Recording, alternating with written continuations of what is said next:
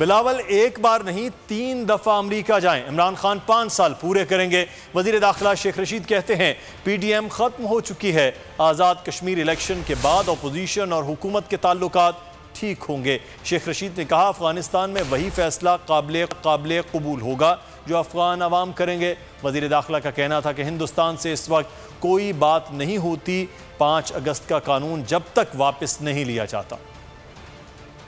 साल पूरे करेगा और अगले 5 साल का उम्मीदवार है वो। कोई फर्क नहीं पड़ता ये अंडर 19 की टीम अमेरिका जाए या 2 दफा जाए या 3 दफा जाए। कोई PDM डेड हॉर्स है। PDM खत्म हो चुकी है। आजाद कश्मीर के इलेक्शन के बाद अपोजिशन और हुकूमत के तल्लुकात और बेहतर होंगे। जो अफगानिस्तान के लोग फैसला करेंगे वो हमें काबिल कबूल है। ना हम अपनी खिलाफ इस्तेमाल होने देंगे, ना हम ये तोक़े रखते हैं कि हमारे खिलाफ किसी की सरजमीन इस्तेमाल हो। हिंदुस्तान से कोई बातचीत उस वक्त तक नहीं हो सकती जब तक वो 5 अगस्त के काले कानून को वापस ना ले। और अगर वो ये वापस ले लेता है तो मैं समझता हूँ कि हिंदुस्तान के साथ अमन के रास्ते में हमें कोई दुश्वारी नहीं है। हम कश्मीरियों के साथ खड़े हैं।